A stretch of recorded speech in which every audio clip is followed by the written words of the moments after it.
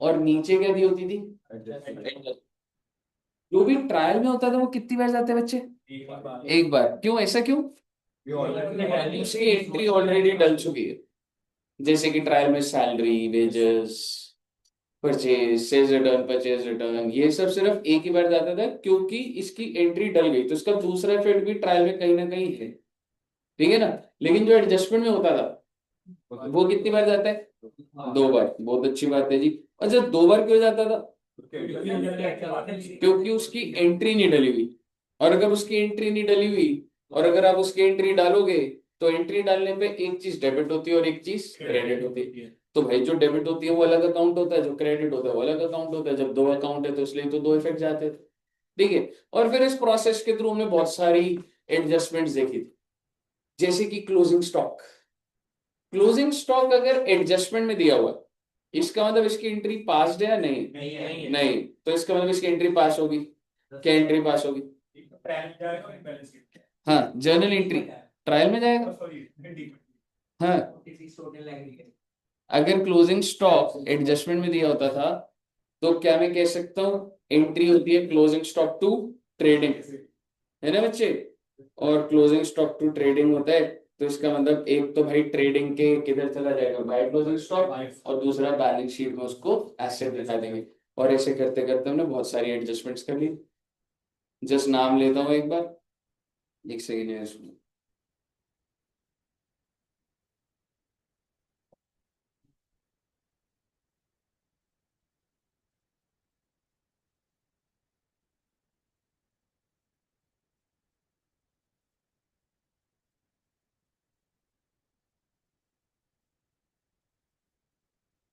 चलो, ठीक है। तो इस तरीके से क्या मैं कह सकता हूँ कि ऐसे हमने बहुत सारी एडजस्टमेंट करी थी, और जिसमें से अगर मैं और एडजस्टमेंट बोलूँ, सिर्फ नाम लूंगा अभी। ठीक है। और एडजस्टमेंट्स का क्या नाम था? आउटस्टैंडिंग। तो उसके दो इफेक्ट होते थे, पीएनएल में जाता है और एक लाइबिलिटी बन जाती थी। फिर हमने प्रीपेड देखा था। प्रीपेड का क्या होता था बच्चे? एक तो पीएनएल में जो भी एक्सपेंस है उसमें से लेस हो जाता है और क्या बन जाता था? एसेट। ठीक है। फिर हम लोगों ने drawings of cash, drawings of fixed asset, drawings of goods देखा। फिर donation of cash, donation of fixed asset, donation of goods देखा। फिर एक नॉर्मल वेस्टेज देखा था। फिर बैड डेट्स देखा था, देन बैड डेट रिकवर्ड देखा था, then provision for bad debt देखा था। ऐसे बहुत सारी एडजस्टमेंट थी। कोई चिंता वाली बात नहीं। अगर आपकी पहली क्लास है या अगर पुराना याद भी नहीं है तो पूरा क्वेश्चन बड़े वाला कैसे चल रहा होगा देखेंगे, सारी बातें याद आ जाएंगी। ठीक है बच्चे? आइए शुरू करते हैं। एक बड़ा क्वेश्चन सर जी साथ में ही करेंगे, मैं भी आपको कराऊंगा बच्चे। ठीक है जी? आइए जी। अकाउंट्स।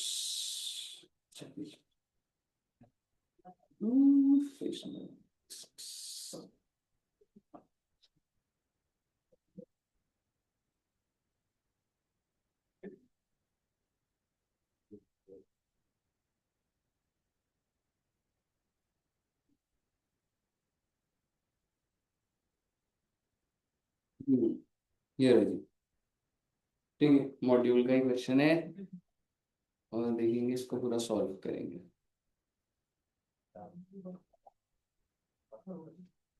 चलिए, बड़े ही प्यार से देखते हैं जी। क्या बोल रहे हैं सर क्वेश्चन?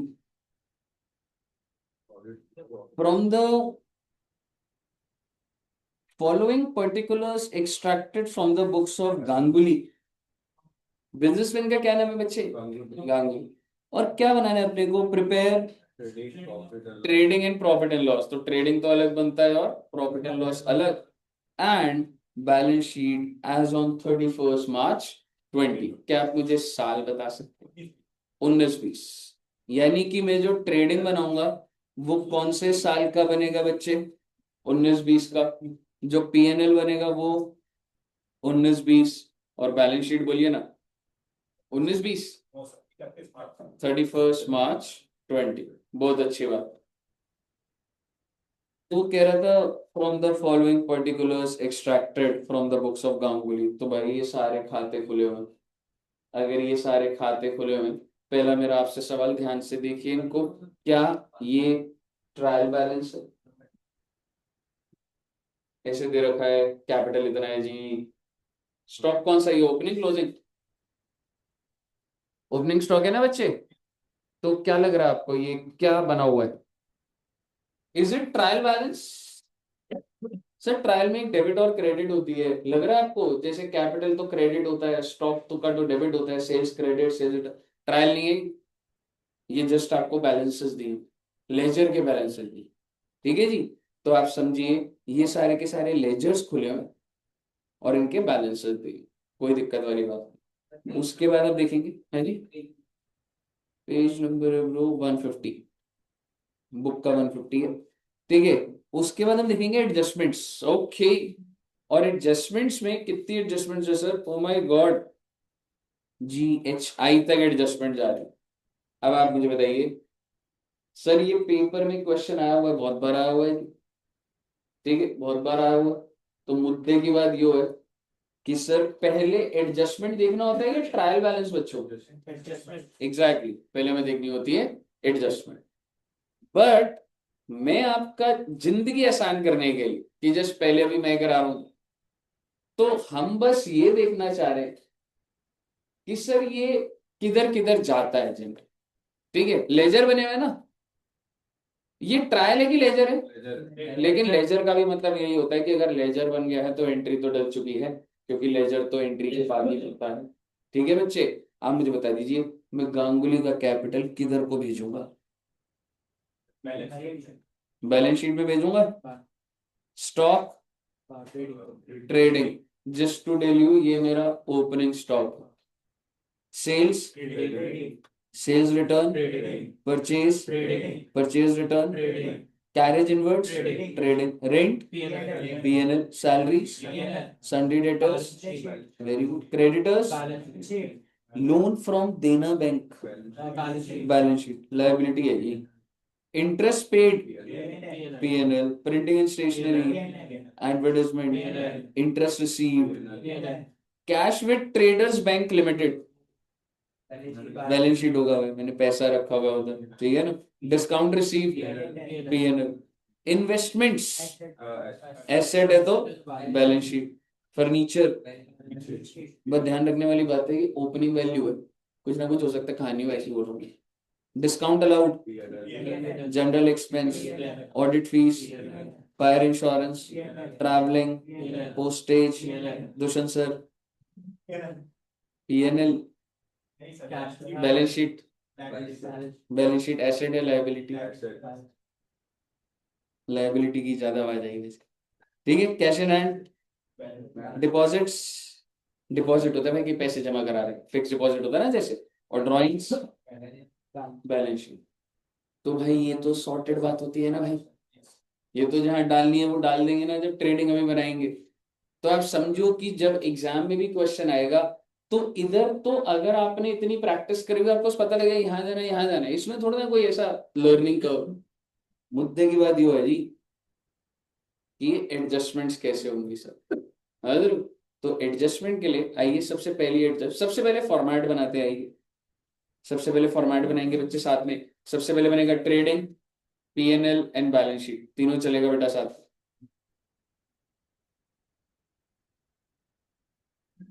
है दोस्तों, कर लिया क्वेश्चन ये वाला, ये वाला करा था।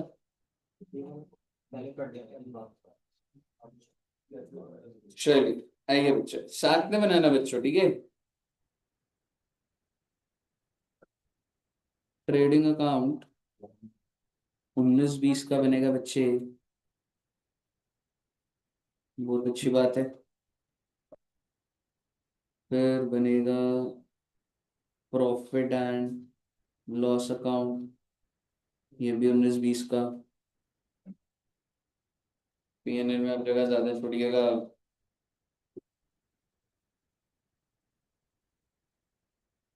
और उसके बाद बैलेंस शीट, सर एक एक करके बनाते हैं ना सर, पहले ट्रेडिंग का ढूंढेंगे। अरे बेटे ऐसा बिल्कुल मत कर दें, एक साथ चलती है बात, अगर तुमने गलती से पेपर में नया सोच लिया और ऐसे कर दिया तो कभी खत्म नहीं हो पाएगा वो क्वेश्चन।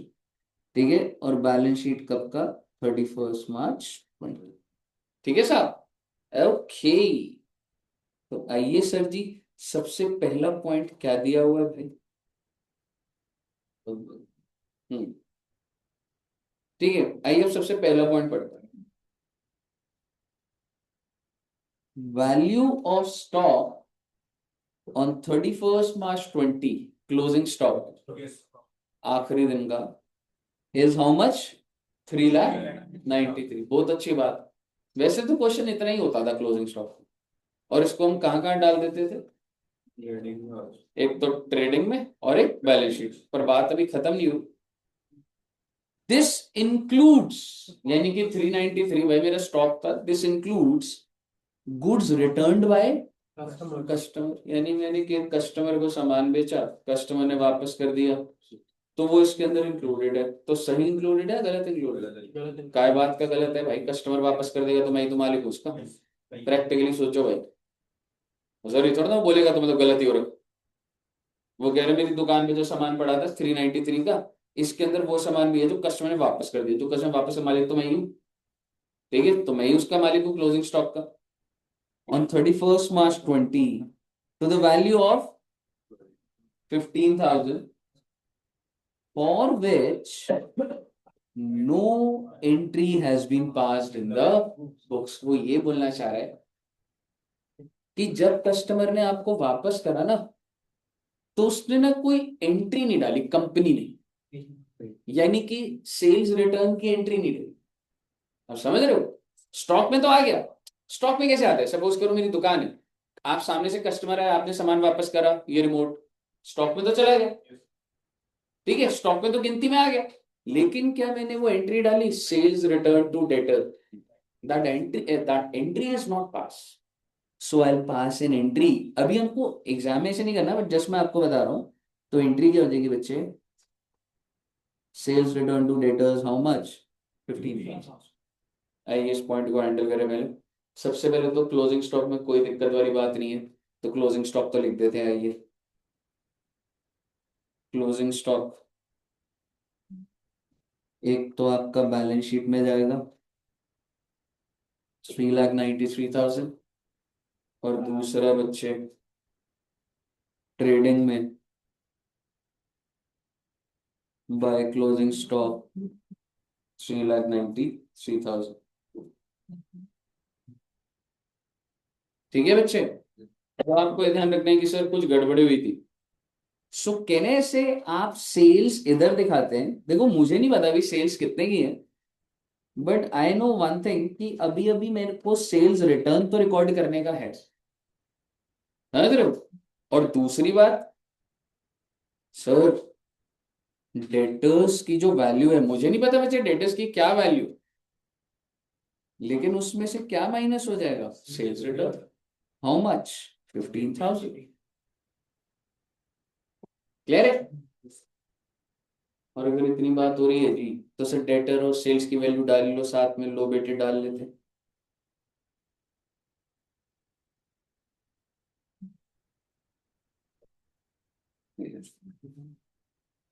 एक सेकंड, मैं यहीं पे डलवाता रहूँ, आप साथ साथ डालना, ठीक है?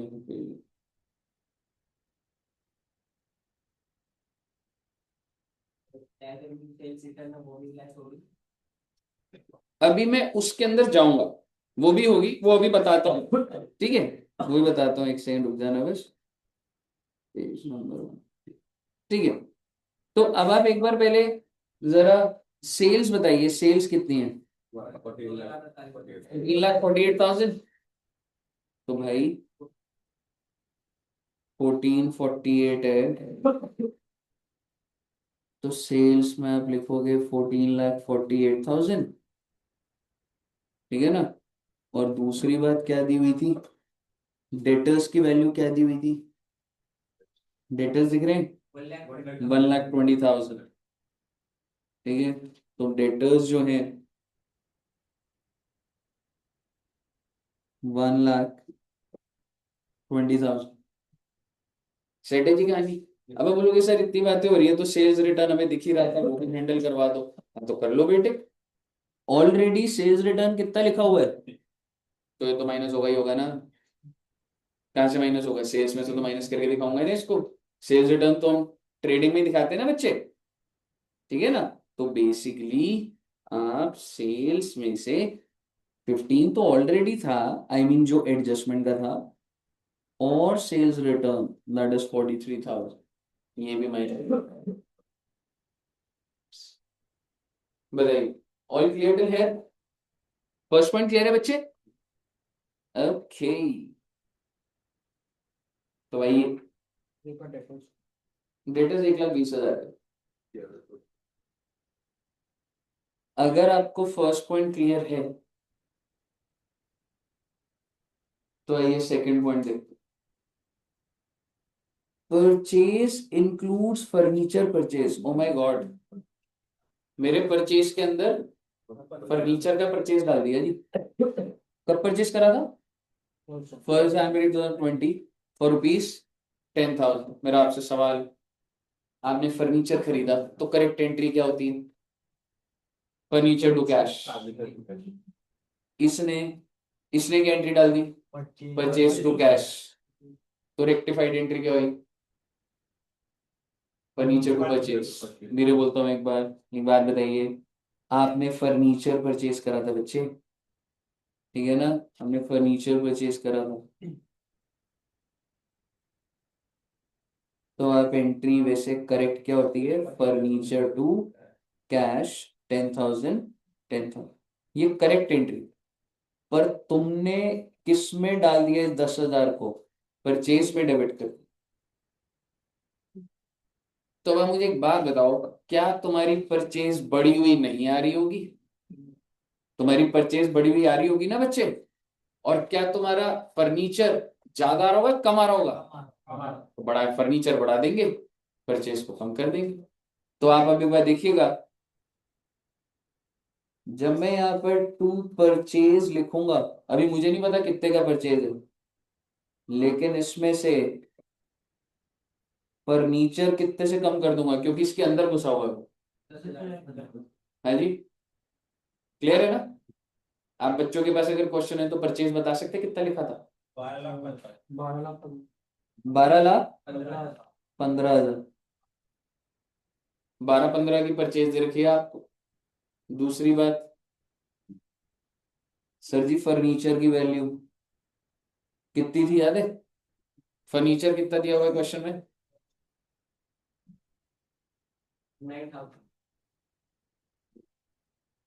उत्तर यार ये फाइल बार बार हो गई। 9,000। सब बच्चों को पता है ना 9,000 दिख रहा था उधर? तो मैं उधर ही लिख लूँ, आप साथ साथ कर लिखना। फाइल बार हो गई। अब आप मुझे बताइए, मैं 9,000 में कितना जोड़ू? 10,000 जोड़ूंगा ना बच्चे? तो ये ना 150।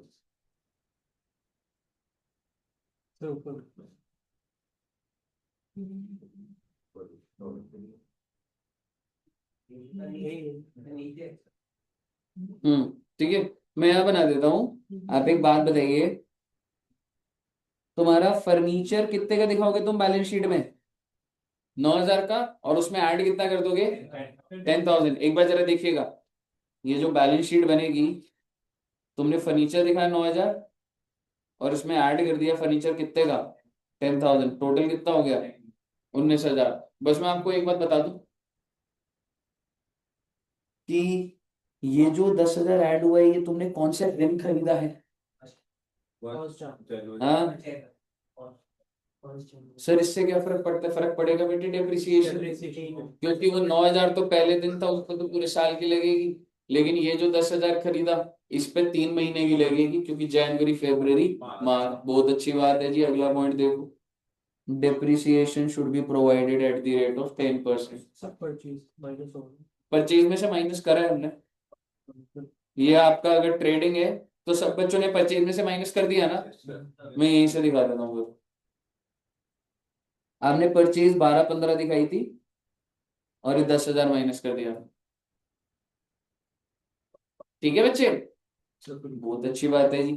अब आप मुझे बताओ डेप्रिसिएशन कितना परसेंट है? 10%। Now let's first analyse. मैं आपको ये कहना चाह रहा हूँ, क्या मैं कह सकता हूँ इसका मतलब 9,000 पे तो पूरा 10% लगेगा, है ना? और जो 10,000 है उससे 10,000 पे 10% for how many months? 3 months. तो कितना? 250। तो 900 और 250 की डेप्रिसिएशन है जी। कितना हो गया? 1150। तो दो इफेक्ट क्या आ जाएंगे?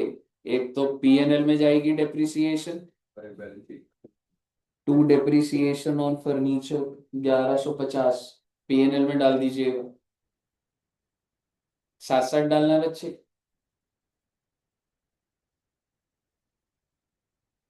900 प्लस 250। रही बात बैलेंस शीट की, हमने फर्नीचर तो लिखा ही हुआ था, 10,000 बढ़ा दिए थे, depreciation minus, so how much? 17,850। All set. But मेरा आपसे सवाल है कि डेप्रिसिएशन एडजस्टमेंट में दिया हुआ था, तो इसलिए आपने मान लिया कि एंट्री नहीं डली, इसलिए दो इफेक्ट गए ना। पर क्या ये बात आपको कंफर्म है कि डेप्रिसिएशन की एंट्री नहीं डली हुई? जबरदस्ती कंफ्यूज कर रहा हूँ। एक बात बताइए, आपको ये लेजर्स के अंदर डेप्रिसिएशन दिख रहा है? नहीं। इसका मतलब है कि एंट्री नहीं डली है। एडजस्टमेंट में होने का तो होता ही है, तो आपको थोड़ा और एडवांस समझ आना चाहिए ना। अगर एंट्री डली होती तो लेजर भी दिख जाता बच्चे मुझे, समझ रहे हो? तो वो चीज है, मतलब आपको वैसे भी समझ आना चाहिए कि सर जिसका अकाउंट ऊपर इधर नहीं दिख रहा, दैट मीन्स उसकी एंट्री अभी तक नहीं डली। क्लियर है बच्चे? ओके। अब अगला देखते हैं, अगला अच्छा पॉइंट है। नेक्स्ट पॉइंट कह रहे हैं बच्चे, द लोन अकाउंट। ओहो, लोन लिया था क्या भाई ने? किससे लिया था? कुछ ऐसे याद दिलाता हूँ आपको, ये रहा लोन अकाउंट, है ना? 1 लाख की borrowing. In the books of Ganguly appears as follow. क्या आप मुझे ओपनिंग बैलेंस बता सकते हैं लोन का? 1 लाख। क्या आप मुझे क्लोजिंग बैलेंस बता सकते हैं? आई एम सॉरी, ओपनिंग कितना बोला आपने? 50 है ब्रो। ओपनिंग बैलेंस यानी 1/4/19 को 50,000। क्लोजिंग कितना? ओहो, यानी कि 50,000 का लोन और लिया। कौन सी डेट को? 31 मार्च 20 आपने लोन लिया है, और ये बाय पीएनएल क्या है, बाय बैंक अकाउंट भी बोल सकते हो। मैं आपको ये कहना चाह रहा हूँ, देना बैंक से लोन चल रहा है। बिगिनिंग ऑफ द ईयर कितने का लोन था? 50,000। जब साल खत्म हो रहा था तो आखिरी दिन मैंने 50,000 का लोन और ले लिया, तो इसलिए टोटल लोन कितने का हो गया? 1 लाख। क्लियर है जी? अब अगर मैं बात इतनी सी पूछूं कि ये 1 लाख कहाँ जाएगा, बैलेंस शीट में लायबिलिटी साइड डाल दीजिए पहले इसको। बैलेंस शीट में 1 लाख रुपए डाल दो बच्चे लायबिलिटी साइड में।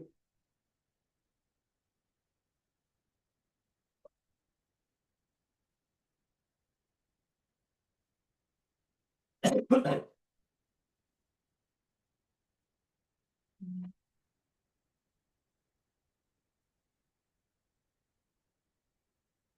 1 लाख रुपए, ठीक है। आगे सुनिएगा।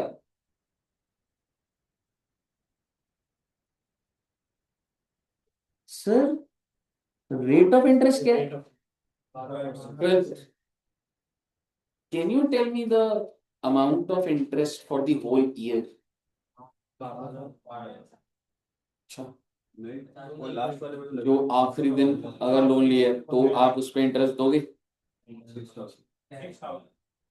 अभी फेब्रुवरी है, मैं आपको 1 लाख रुपए का लोन देता हूँ, अब मुझे 12%, 12,000 ब्याज दोगे तो मैं आज दे दूंगा आपको 1 लाख। आप समझ रहे हो मैं क्या बोल रहा हूँ?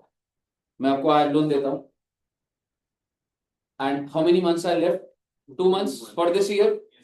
तो मुझे इस साल के हिसाब से 2 महीने का इंटरेस्ट दोगे, पूरे साल का दोगे? एग्जैक्टली। तो भाई ने लोन भी तो आखिरी दिन लिया 50,000 का। बेटे ब्याज तो सिर्फ इस पे बढ़ेगा, कितने रुपए? 6,000। पहली बात। दूसरी बात, इसके नीचे, अब ये वैसे तो मैं आपको ऐसे बता सकता हूं, पर एक बार पूरी बात सुन लीजिए, मैं पता है क्वेश्चन को। How much interest is paid? Oh my God, इसका मतलब मेरा इंटरेस्ट का एक्सपेंस कितना है बच्चे? लेकिन मैंने अभी तक पे कितना करा है बच्चे? So how much is outstanding? 15 है ना? तो अकाउंटेंट क्या करेगा? इफ आई से, अभी सुनते जाइएगा भैया, जब आप पीएनएल बनाओगे तो इंटरेस्ट तो आप 4500 दिखाओगे जो बना हुआ है। कितने का बना हुआ है? 4500 का है ना? आपने बोला था ना पीएनएल में जाएगा। इसमें ऐड क्या कर दोगे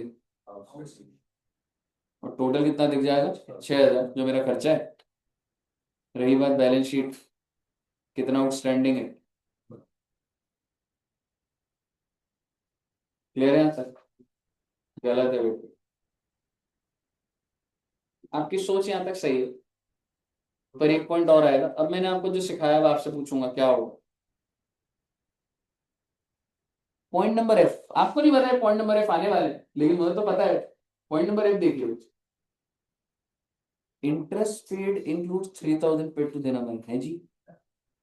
टोटल इंटरेस्ट पेड कितना था? 4500। भाई साहब पेड है, बहुत एग्जैक्ट रहना पड़ता है जिंदगी, जिसमें से 3000 देना बैंक का और बचा हुआ 1500 किसका है मुझे नहीं पता, दिया होगा किसी को।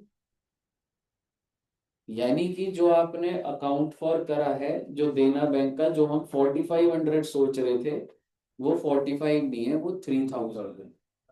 इसका मतलब आउटस्टैंडिंग कितना? हाँ ये भैया, ये यार एक बात बताओ, ये देखो, ये इंटरेस्ट पेड है कितने रुपए? तो नीचे पॉइंट कह रहा है कि इसके अंदर 3000 देना बैंक का है, 1500 हमें नहीं पता किसका है। तो देना बैंक का तो 3000 का बुक रखा है, तो आउटस्टैंडिंग कितना हुआ? 3 हुआ। इसका मतलब आउटस्टैंडिंग, आप जो यहाँ पे इंटरेस्ट लिखेंगे, समझ रहे हो? आप जो यहाँ पे इंटरेस्ट लिखोगे वो कैसे लिखोगे फटाफट दिखेगा एक बार।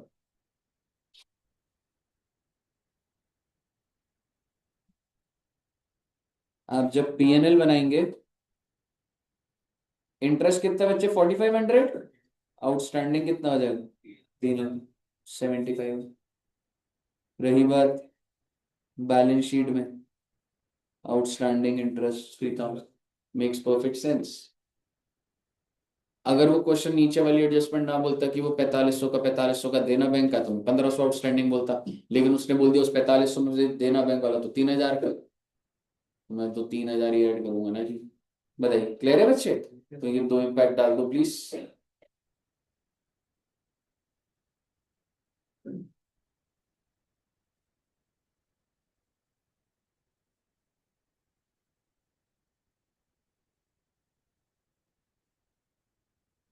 डलिए बच्चे, बच्चे हटेगा हटेगा।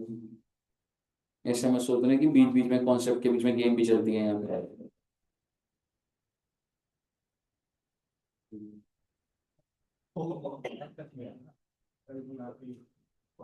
आइए जी,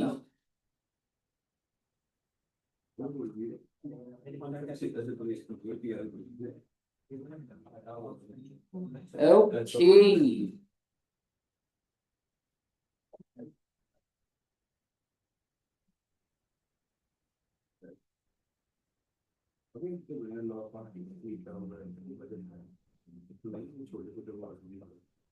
मुझे बताइए, फर्स्ट पॉइंट हो गया था हमारा, सेकंड बहुत अच्छी बात है, थर्ड हो गया, फोर्थ भी डल गया ना बच्चे? जो आपका ये क्लोजिंग बैलेंस था, ये बैलेंस शीट में चला गया 1 लाख रुपए का। और वो जो इंटरेस्ट वाली बात भी मैंने कर ली आपके साथ, 3000 की, 3000 की जो पेमेंट दे रखी है तो 3000 आउटस्टैंडिंग दिखा दे। सेट है कहानी? आई, अब आते हैं पॉइंट नंबर ई पर। पॉइंट नंबर ई क्या कह रहा है भाई? पॉइंट नंबर ई कह रहा है sundry debtors include 20,000 due from Robert. Debtors क्या होता है बच्चे कहने से? Have to receive money. तो ऐसे बहुत सारे लोगों से लेना होगा, उसमें से एक इंसान का नाम क्या है? Robert. And have to receive how much? 20,000। बहुत अच्छी बात। And creditors include 10,000 due to him. और मेरे जो क्रेडिटर में जो लाइबिलिटी है उसमें मुझे 10,000 देने हैं। तो मुझे एक बात बताओ, क्या मैं रॉबर्ट को फोन करके ये बोलूंगा कि आइए 20,000 दीजिए, तो पहले वो मुझे 20,000 देगा, फिर मैं उसमें से 10 निकालूंगा, फिर मैं उससे 10 वापस करूंगा, या मैं नेट नेट कुछ बोल दूं? क्या बोलूं उसे नेट नेट फोन करके? 10,000 दे दे भाई, नेट नेट तो यही बात आ रही है ना बच्चे। बट इसको अकाउंटिंग पर्सपेक्टिव से सर क्या आप बताएंगे? हाँ बच्चे, आप एक चीज समझिए कि आपकी जो बैलेंस शीट है, ठीक है, आपकी जो बैलेंस शीट है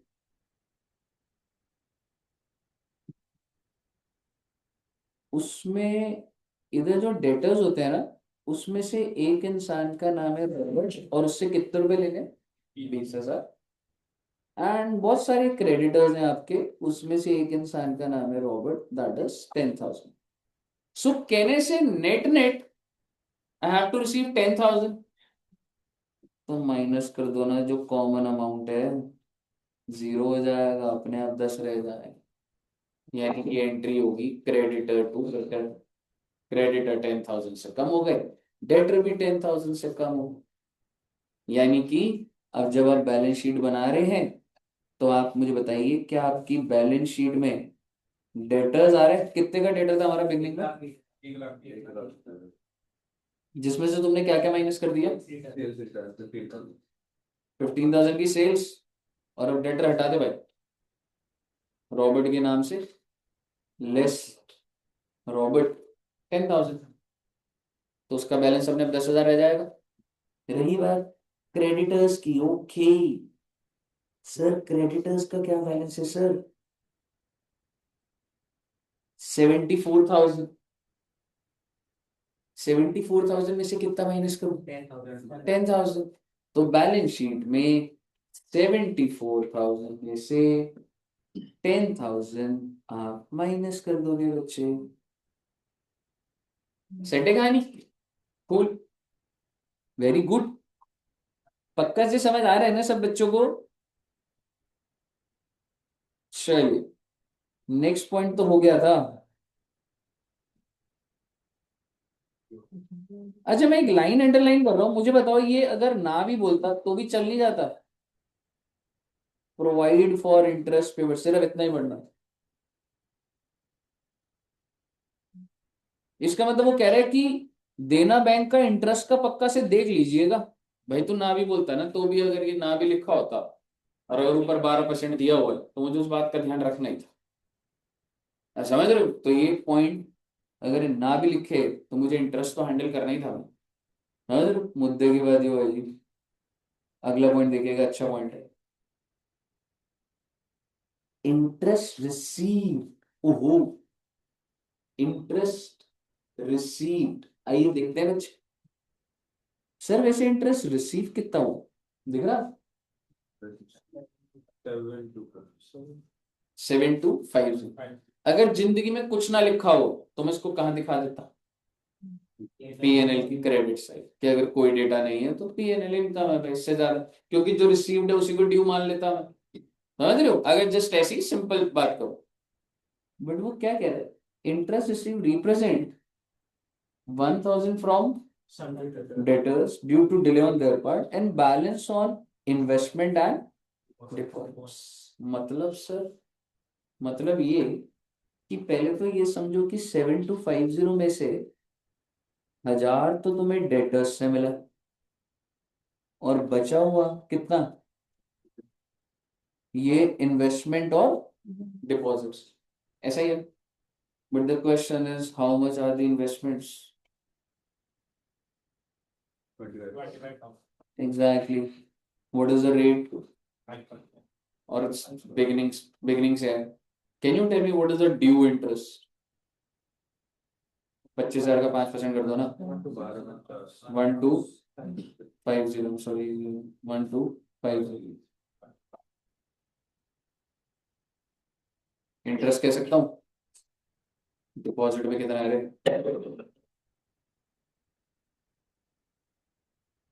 1,000 से 1,50,000 का 10% कितना? 15,000। विच मीन्स 12, 50 और 15,000 कितना बेटा? 16,250 है आपका इंटरेस्ट। भाई साहब आप कितना बुक करके बैठे हो? Because you have book what ever you have receive, but account received basis पे नहीं चलती जी।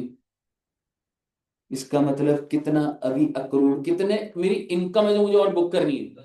Exactly exactly. तो मैं 10,000 की इनकम बुक करूंगा और 10,000 का एसेट बना दूंगा, क्योंकि मैंने जिससे लेना उसको डेटर भी तो बनाऊंगा। समझ रहे हो? यानी कि अक्रूड इंटरेस्ट डेबिट कर दीजिए to income due but not received. समझ रहे हो? नाम कोई भी चले, बैंक को डेटर बना दो भाई, बैंक से लेने बैंक को डेटर बना दी। मुद्दे की बात ये है जी। आप मुझे बताइए पीएनएल में कहने से टोटल तो 7,250 था, प्लस क्या कर रहा था 10,000, तो आपका पीएनएल की क्रेडिट साइड में क्या आ जाएगा मुझे? 17 सॉर्टेड। एंड बैलेंस शीट में सर बेटे, बैलेंस शीट में इंटरेस्ट अक्रूड 10,000, ध्यान रखिएगा जिंदगी में वर्किंग नोट बनाने होंगे, बट अभी आपको समझ आना चाहिए क्या चल रहा है।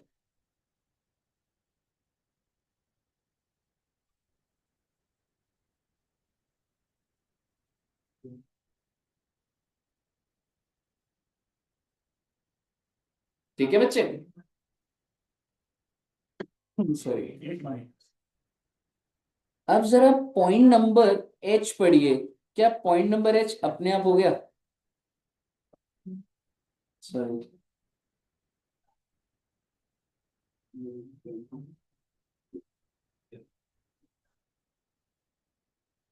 कर तो लिया हैंडल। समझ रहे हो? वही तो लिखा है। अब मेरा आपसे एक क्वेश्चन है, अगर ये नहीं भी दिया होता तो क्या मुझे हैंडल करना नहीं पड़ता? बिल्कुल करना। समझ रहे हो कि डिपॉजिट्स कब किए हैं, इन्वेस्टमेंट कब किए हैं, what is the interest income, वो चीज। लास्ट पॉइंट जिसमें बच्चों को डाउट आ जाता है, कल भी आई थिंक बच्चों का यही डाउट चल रहा था शायद, है ना? 70-80 मैसेज आए हुए थे, मैंने कहा क्या हुआ, मैंने चलो डाउट है कोई बात नहीं। मुद्दे की बात ये होगी, प्रोविजन की बात चल रही है बेटी। और अगर मैं प्रोविजन की बात करूं, वो डेटर के ऊपर प्रोविजन ध्यान है आपको? पहली बात तो ये क्या बोल रहा है, make. Oh my God, make का मतलब क्या होता है? क्रिएट करना बच्चे। मेक का मतलब होता है कि आपको बनानी है प्रोविजन। अगर मेंटेन लिखा होता तो वो क्लोजिंग होती। मेंटेन का मतलब होता है क्लोजिंग, कि साल के एंड का प्रोविजन। मुझे कितना प्रोविजन बनाना है बच्चों? 5% of the balance of sundry debtors. अब सवाल ये है, do you have a provision, existing provision? क्या कोई प्रोविजन चल रही है?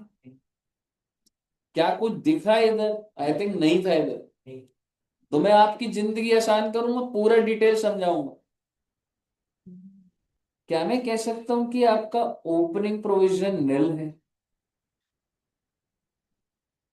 बोल सकता हूं your opening provision is nil. How much you have to create? 5% of 5% of debtors. Debtors कितने हैं रे? 95,000। अरे सर डेटर तो एक 20 है, तो चेंजेस भी तो करे हैं। 15 और 10 काटा है उसमें, तो 5% ऑफ कितना हो गया? यू आर क्रिएटिंग इट, यानी कि ये आप खर्चा बना रहे हैं। और आप खर्चा बनाते हैं तो साथ साथ एक लायबिलिटी आ जाती है, जो कि ये हो गया आपका क्लोजिंग प्रोविजन। विच मीन्स एक तो आप पीएनएल में दिखाएंगे 4750। क्या आप मुझे एंट्री बता सकते हैं? आखिरी सांसें ले रहे हैं बेटे चैप्टर, बस क्रिएट करने की entry. PNL to provision for bad debts, doubtful debts, 4750 4750। बहुत अच्छी बात है जी। तो इसीलिए आपको प्रोविजन कितने का दिख रहा है? 4750। आते हैं जरा बैलेंस शीट में। 95,000 तो हो ही गया था, 4750। मेरा आपसे सवाल है, ये मैंने क्रिएट करा इसलिए है या ये मेरा क्लोजिंग है इसलिए? Exactly, you should get it right.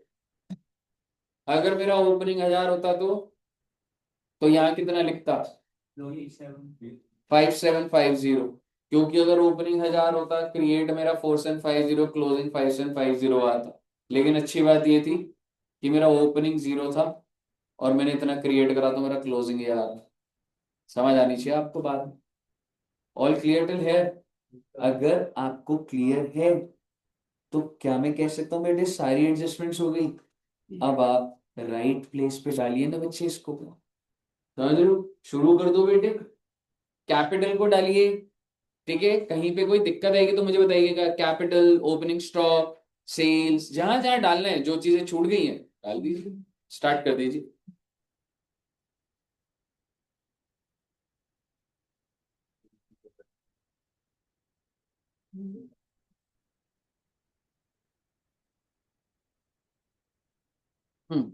बना रहे थे साथ साथ या नहीं बना रहे थे?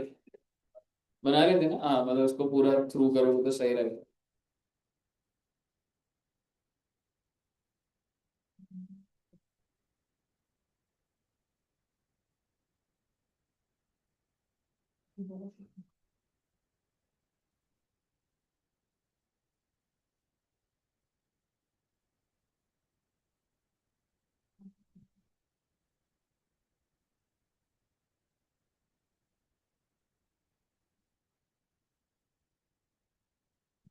तो बस फिर आपका फाइनल अकाउंट चैप्टर पूरा का पूरा ओवर है जी।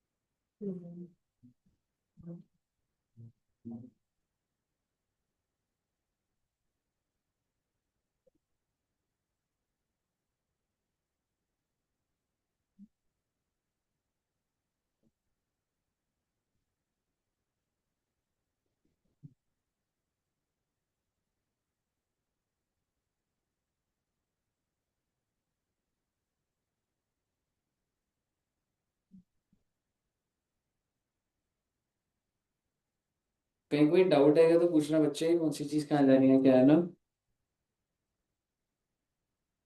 393 में 50 कौन सा फर्स्ट एडजस्टिंग इसमें 393 में 50,000 ऐड समझ नहीं आया क्या कह रहे हैं? 50,000 like add if it's कहाँ है 15,000? first adjustment हाँ first adjustment 15,000 एक तो आपने सेल्स में से माइनस करोगे आप, बिकॉज आपने उसको रिटर्न को रिकॉर्ड नहीं करा होगा, सेल्स रिटर्न बढ़ जाएगी। और दूसरा डेटर कम हो जाएगा, क्योंकि जब गुड्स वापस आ जाते हैं तो हम एंट्री डालते हैं सेल्स रिटर्न टू डेटर्स। तो देखो सेल्स रिटर्न बढ़ानी, तेरी ऑलरेडी सेल्स रिटर्न कितनी है? हाँ नहीं, उसमें एकदम क्लियर लिखा हुआ है दिस इंक्लूड्स। सो यो 393 के अंदर वो है, और वो है तो बहुत अच्छी बात है। अगर वो नहीं होता ना तो मैं स्टॉक को बढ़ाता। एक चीज सोच, एक नॉर्मल दुकान है, तेरे को मैंने रिमोट भेजा, तूने वापस कर लिया, तो मेरा ही हुआ ना ये, तो मेरे स्टॉक में है ही। समझ रहे? अगर वो ये कहता ना दिस एक्सक्लूड्स, तो मैं ऐड करता है इसमें। फिर मैं एंट्री डालता क्लोजिंग स्टॉक टू ट्रेडिंग और मैं स्टॉक बढ़ाता अपना 1500। देख दोस्त, इंटरेस्ट रिसीव ना टोटल था 7250, जिसमें से एक क्वेश्चन ने बोला था कि 1000 रुपए डेटर है, तो अपने इन्वेस्टमेंट और डिपॉजिट पे 6250 हुआ, जो कि रिसीव हुआ, पर ड्यू तो कुछ और हो सकता है।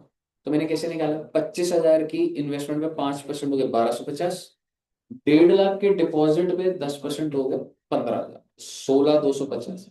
रिकॉर्ड द 6250 में 10,000 का एसेट और इनकम रिकॉर्ड। कोशिश करना बच्चे मैच हो जाए।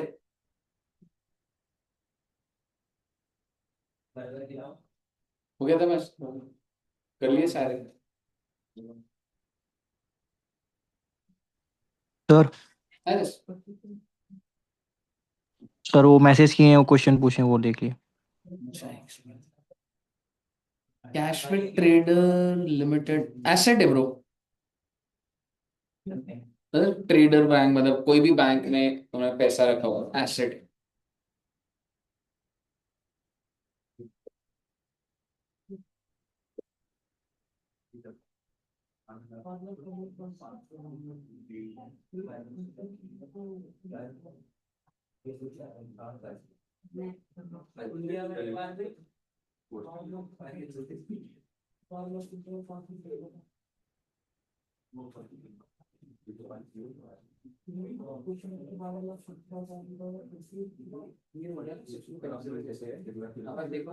इन्वेस्टमेंट पे कितना इंटरेस्ट था ड्यू बेसिस पे 1250 और इसमें 1.5 लाख, तो टोटल हो गया 16,250।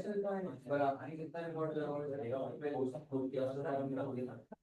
10,000 का मैं पीएनएल में भी दिखाऊंगा। अच्छा, 10,000 का एसेट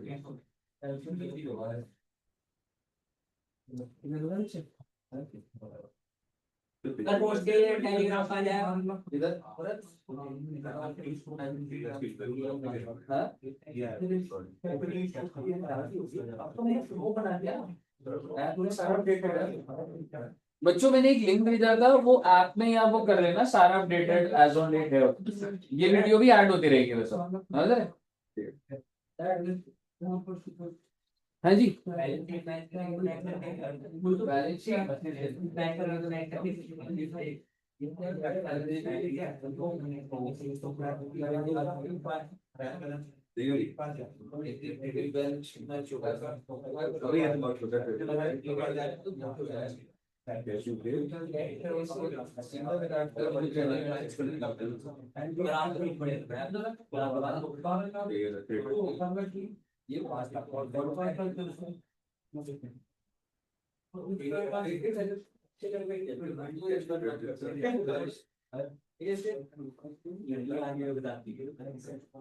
ऐसे बच्चे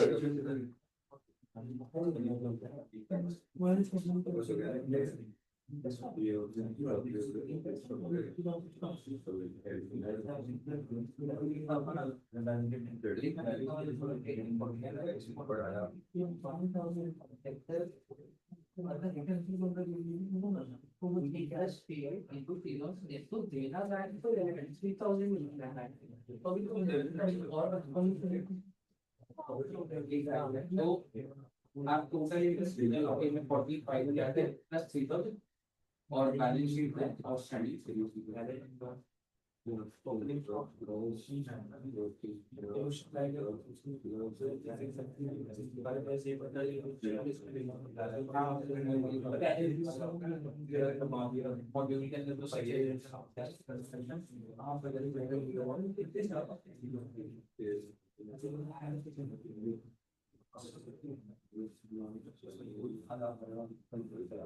समझ आ रहा है तो एबल टू अंडरस्टैंड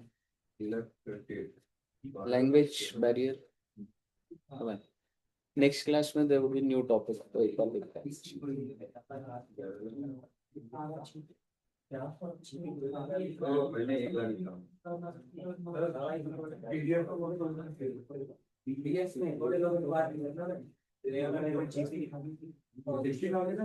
14th है।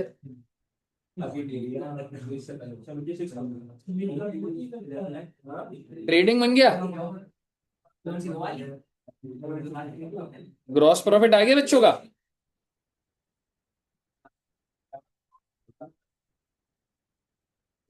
चलो एक बार, कोई नहीं।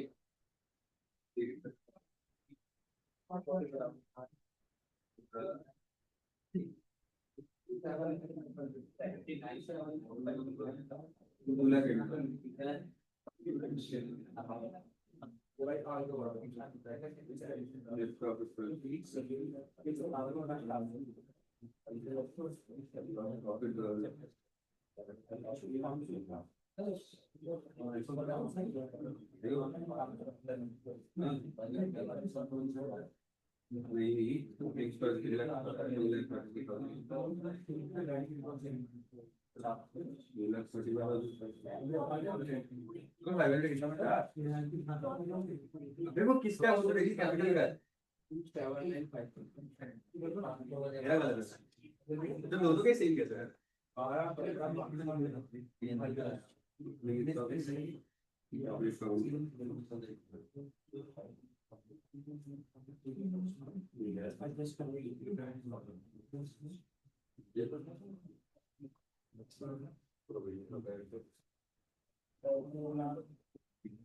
अरे तो मेरा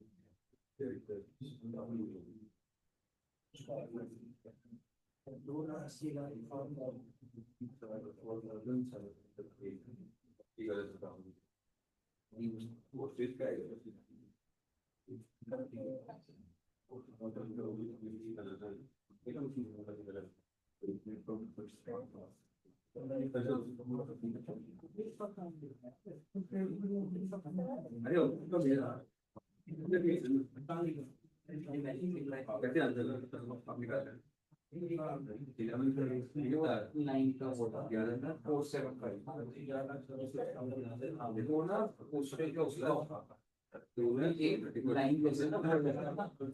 वो चीज रुको मैं एक बार ना ऐसे है कि उससे बोल देता हूँ, इसमें कोई अब तुम्हारा क्योंकि मैच करने में तो दिक्कत आएगा। 4750 है मैडम वो। रुको एक मिनट।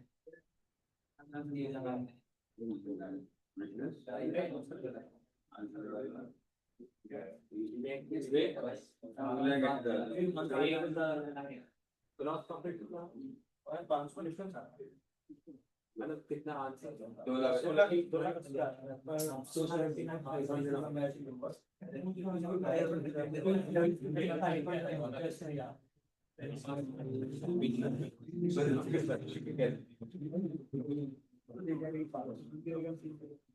एक्स्ट्रा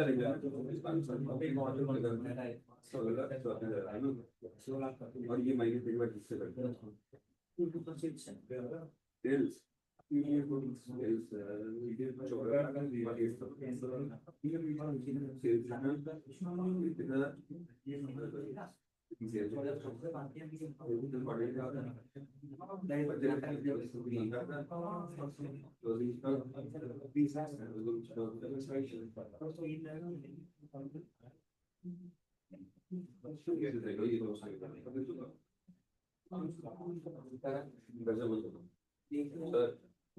एक मिनट रुको बस।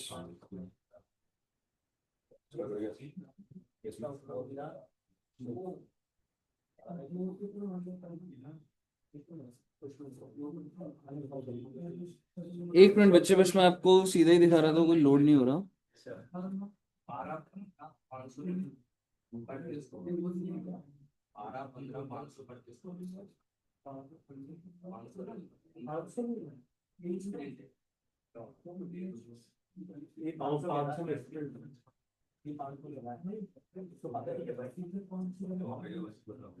एक मिनट दीजिएगा बस।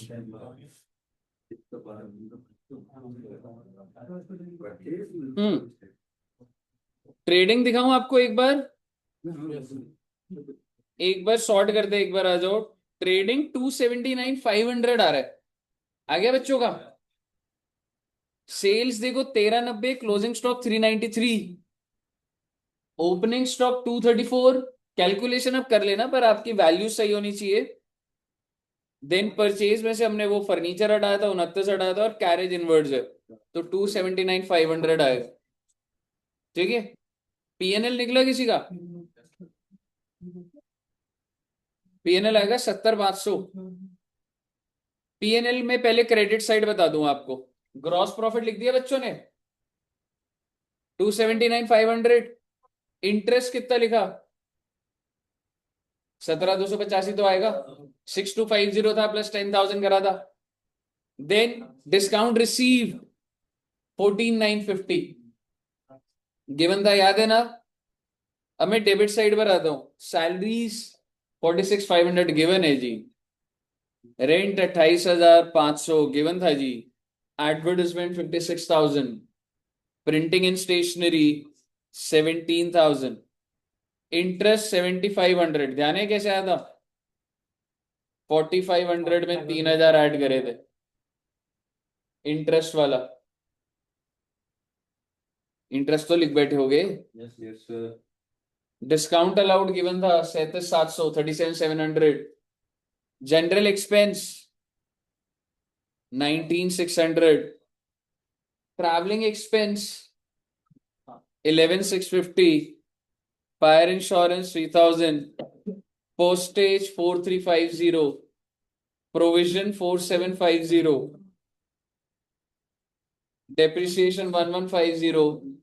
ऑडिट फीस 3,500 और बाकी नेट प्रॉफिट आ गया। आप आराम से पहले अपनी डेबिट साइड चेक कर लीजिए जिनका नहीं हुआ।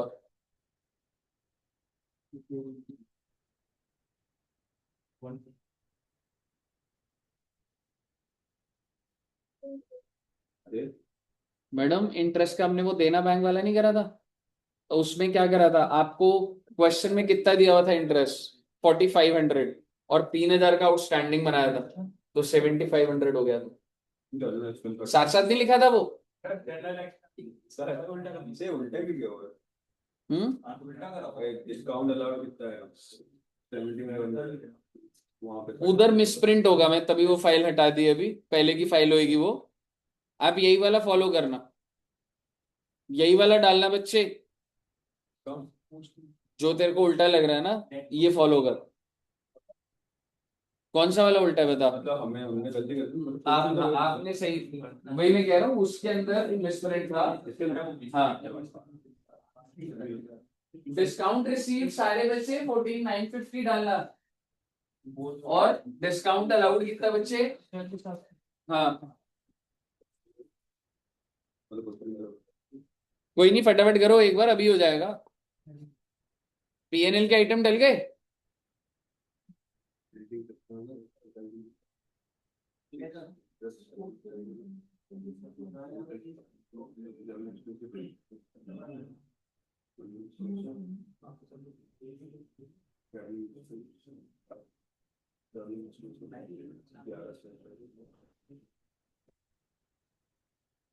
गलती से वो फाइल गलत वाली खोल के दे दी थी, लेटेस्ट फाइल नहीं थी।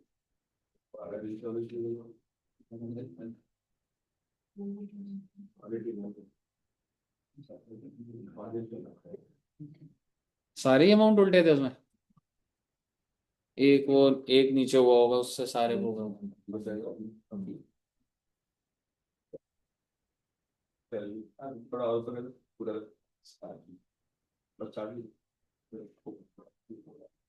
बाकी तो डेप्रिसिएशन और ऑडिट फीस ये नीचे। ठीक है। एक बार देख लो बच्चे डेबिट साइड एक बार वो कर लो।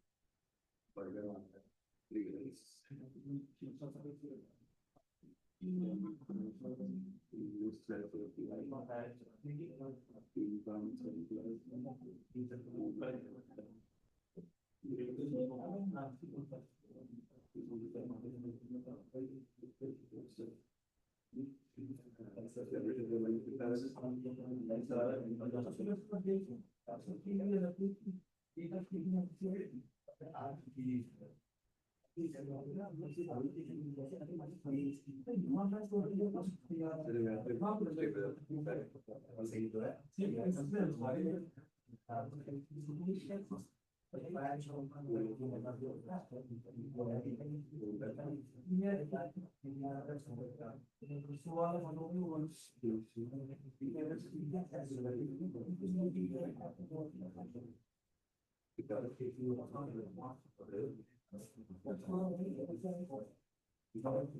गया बच्चे?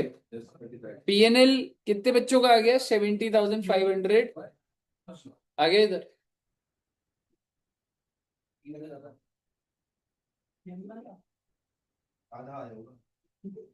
आ गया? कौन से आइटम में अटके हो? डेबिट ही है मेजरली। सैलरीज लिख दिया, rent, advertisement, printing and stationery 17,000, interest 7,500, discount allowed 37,700, general expense 19,600, travelling expense 11,650, fire insurance 3,000, postage 4350, provision for doubtful debt 4750, furniture पे डेप्रिसिएशन 1150 और ऑडिट फीस 3500। हाँ तो टोटलिंग रहने दो, सीधा ये लिख दो 70,500। कैलकुलेशन मिस्टेक ही कर रहे होगे। अगर डेबिट क्रेडिट के आइटम सही है तो लिखिए 70,500 लिख दीजिए आप सीधा अभी। और ये लीजिए बैलेंस शीट। बैलेंस शीट कितने बजे की मैच हुई अभी? इधर हो गई थी अभी, और नहीं करिए बैलेंस शीट मैच करना। हाँ जी हो गई, वेरी गुड। रजिस्टर इसका देख के हो गई? Yes sir. नहीं सर, आधी मैं एक आइटम रह गया था। ठीक।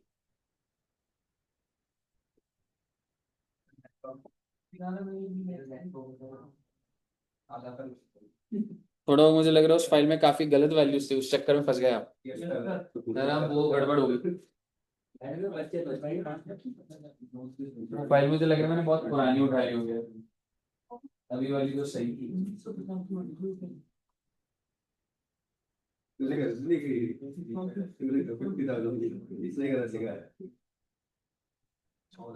क्वेश्चन ही हटा दो। मैं बोलता जाता हूँ बच्चे, एक बार आप चलिए एसेट्स को मैं मिलवाता हूँ आपको, ठीक है? ठीक है, एसेट को स्टार्टिंग से सुनिएगा सारे बच्चे। सारे बच्चे बैलेंस शीट पर हैं आप?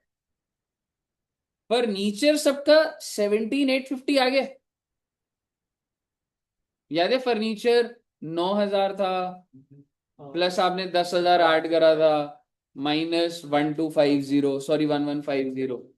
तो आई थिंक फर्नीचर में तो कोई डाउट नहीं होगा। नेक्स्ट इन्वेस्टमेंट तो क्लियर दी हुई थी 25,000, है ना?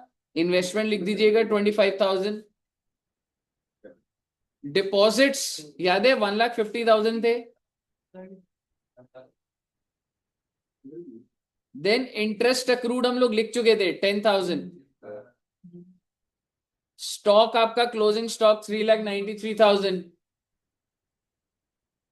देन डेटर्स, डेटर्स मैंने लेजे से कितने उठाए थे? 95,000।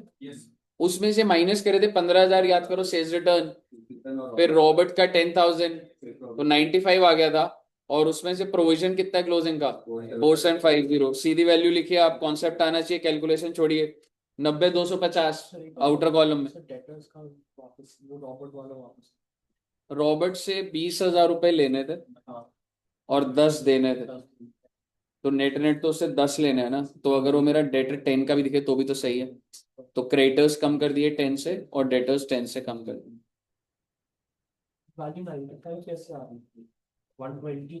इधर अभी डायरेक्ट लिख दिया ना, पर हमने तो करा था ना 120 माइनस, डायरेक्ट यहाँ पे लिख दिया इन्होंने। बट मैंने जो आपको बताया था उसमें तो वैसे ही आ रहा था ना। मैंने आपको जब लिखने को क्या लिखा था आपने, दिखाओ आप अपने बैलेंस शीट में क्या लिखा आपने।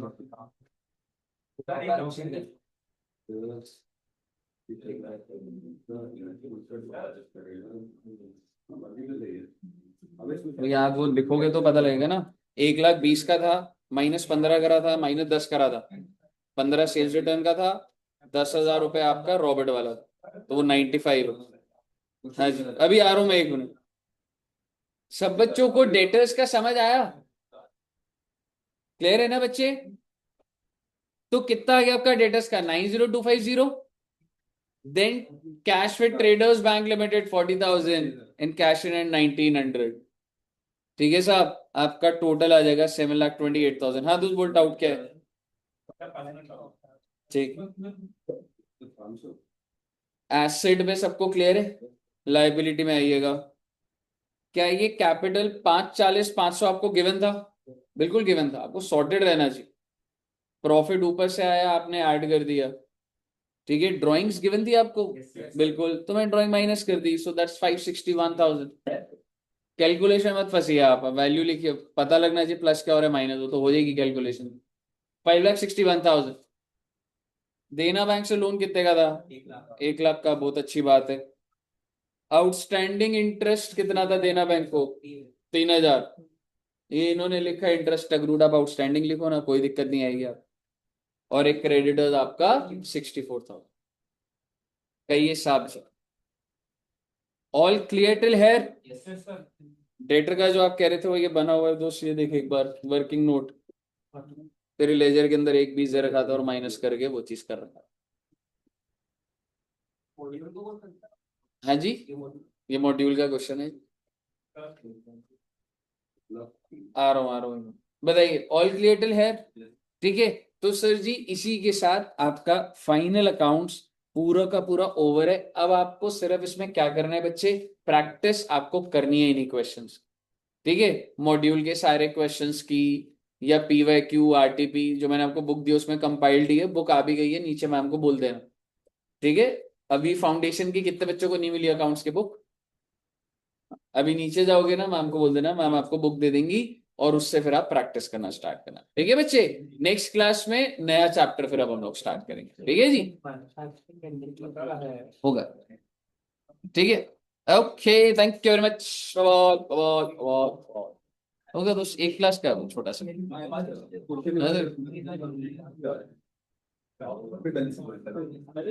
चलिए, ओके जी।